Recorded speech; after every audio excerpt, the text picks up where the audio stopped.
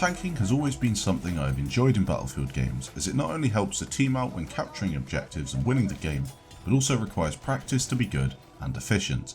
Although Battlefield 1 is not quite the same as previous titles and tanking is viewed as being a bit easier, I still think that there is quite a bit to grasp when it comes down to choosing the correct loadout for each tank and then tactics on how to use the tank depending on what game mode you are playing. In this video I'll go through the best variant for each individual tank and then continue with some tactics that will definitely help you improve your effectiveness. I'm not talking about hitting massive kill streaks by sitting on the edge of the map and camping. I'm talking about getting onto the objective, hitting massive point scores and carrying your team to victory.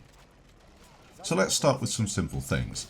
All tanks in the game have two special abilities alongside their main weapons. These include mortars, smoke, health supplies, ammo supplies, defensive gas, defensive smoke, quick repair, mobility restore and anti-tank mines.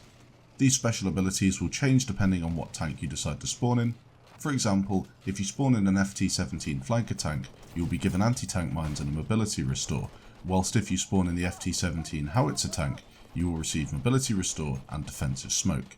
Understanding what special abilities your tank has and learning how to use them is really important, and as such I will make a separate video on all of that in much more detail to what is in this video. Nonetheless, I will explain which ones I prefer so you will get a general overview. Let's start off with the Landships. Landships are slow lumbering tanks that I hardly ever use and almost certainly will not recommend to anyone watching this video unless you are fairly skilled with tanking and have at least two good teammates alongside you ready to help you out at all times. The main issue with the Landship is mobility. It's way too slow and is easily flanked by pretty much anything else in the game. Even if you have two gunners that are on the ball, you'll still get taken down by a few assault players or a more nimble enemy tank, and then when you retreat to take cover, you'll be spammed by K bullets and other rubbish. The tank is too big to hide behind most cover that would otherwise be suitable for the light tanks, and therefore you need your gunners to jump out and repair you. There are a few different variants available, so for those of you that really do want to give this a go, this is what I'd suggest. Never use the mortar Landship unless you plan on camping at the back of the map and spamming objectives. Again, a tactic that I absolutely hate. The anti-tank Landship is actually quite good in terms of damage output, but you really need to be away from the objectives and in a position that won't allow the enemy team to flank you. The big problem with all the Landships is that you can't protect your flanks and don't have the speed to reposition when you are caught out. The anti-tank Landship gets around this by being a beast at sniping enemies and flattening enemy armour, but as I mentioned, you really can't push objectives. Now for my favourite of the three Landships, but one that very few squads have actually made work, the Squad Support Landship. As the name suggests, this tank is all about the squad and working as a team in order to be the most effective.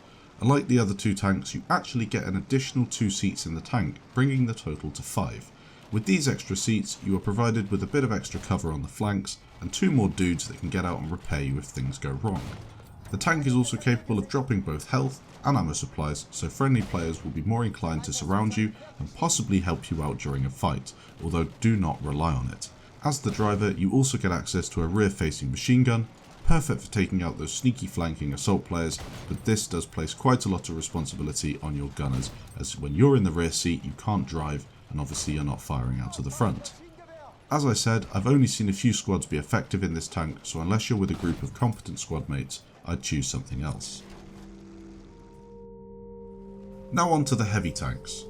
The heavy tanks, or fridges as I like to call them, are complete beasts and are probably the best big tank to pick if you're new to the game and just want something that will get the job done. They are a bit slow, but unlike the Landship, they are able to take advantage of more cover in the game due to their shorter wheelbase. You will also have more seats in most of the tanks, meaning you can cover more angles and therefore prevent enemy assault and support players from blasting you back to the spawn screen. There are 3 variants in total: the heavy assault tank, the heavy breakthrough tank and the flamethrower tank. Each have their advantages, but for me there is one clear winner. Let's start out with the flamethrower tank. This thing is perfect for clearing choke points on maps such as Amiens, however the reduction in other firepower compared to the assault or breakthrough tank makes it difficult to choose. If you plan to sit in a choke point all game and cook enemies at close range, there is no better tank on the game. If you want to do anything else however, this is not the tank for you. You could go for the heavy assault tank. This tank has defensive smoke, mobility restore, 6 seats in total, and one of them being a rear facing twin machine gun and a big cannon on the front capable of taking on most tanks in the game. You 100% need to have a full squad in the tank though to be effective, and as most people bail out of the tank when they're starting to take damage, I can't really recommend this one. Finally, we have my clear winner, the heavy breakthrough tank. You get a big cannon on the front, 2 big HE machine guns on the side, and a double machine gun at the rear, meaning you are covered at all angles with more firepower than the other tanks, but less people needed to operate the thing.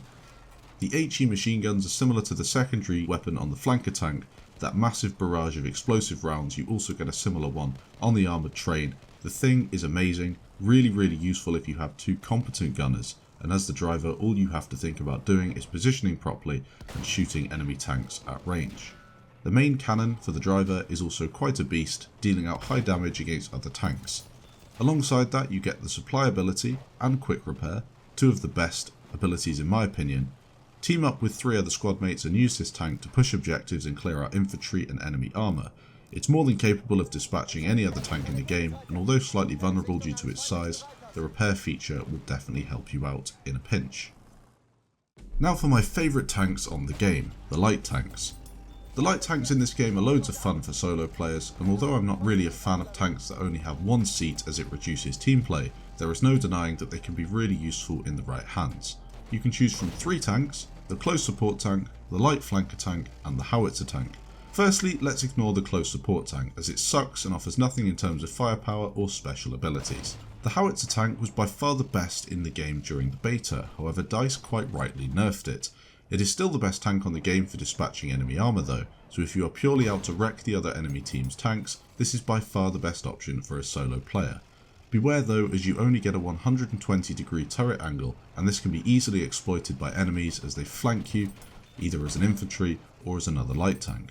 As you can see from the gameplay in the background, this thing will demolish any enemy tanks. If you can work out what the drop is on the main shell, you'll be causing huge damage, and in the beta, it's hard to believe it was about 10 times better than this. 1 shell would flatten an entire building, kill everyone inside it and surrounding it, and that meant there was some pretty incredible kill streaks, and the turret also did a 360-degree turn as well, meaning this tank was so unbalanced it was not even funny.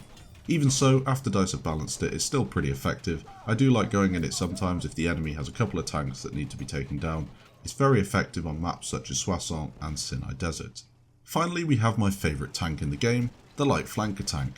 It is regarded by most as the most difficult tank in the game to play, but by far the most rewarding if you get to grips with it and understand some of the tactics that you have to employ whilst using it.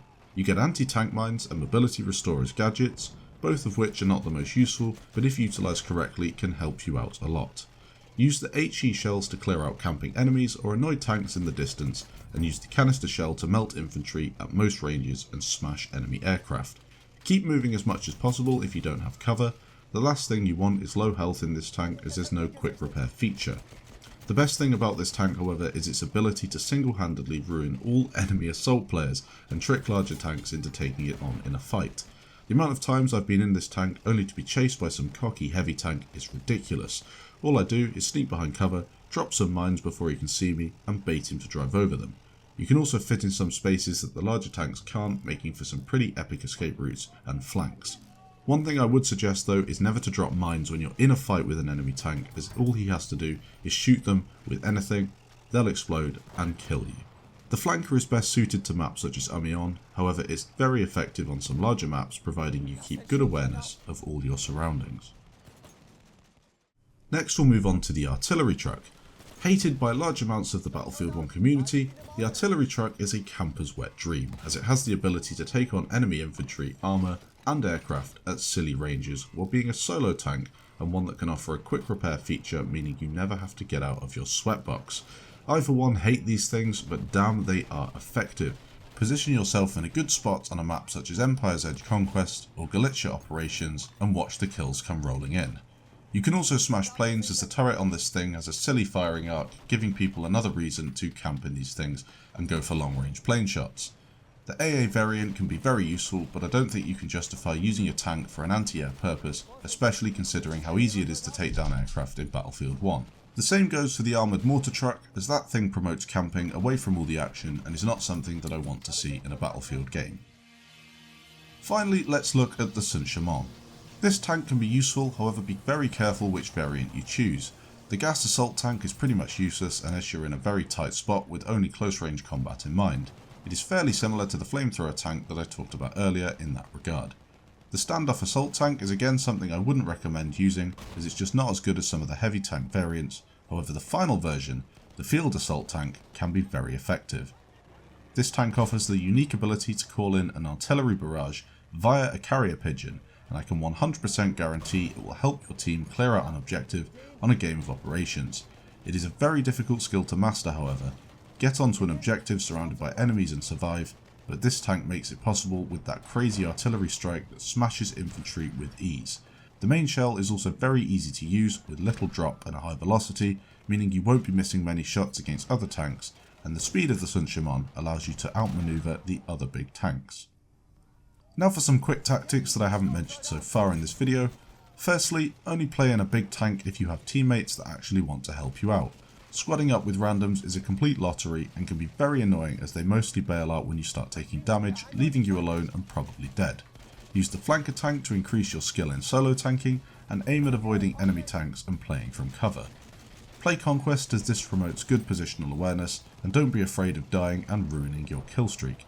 Sometimes taking a risk to cap an objective is needed in Battlefield 1, and you'll definitely learn from what went wrong. I have linked some in-depth tank guides in the description down below for those that want to be more tactical, and although they do tend to focus on the light tank, as this is by far my favourite and most used tank variant in the game, they do offer some more tactics that you can apply to the heavier tanks in Battlefield 1. Thanks for watching. If you did enjoy, please leave a like down below, and I'll catch you in the next video.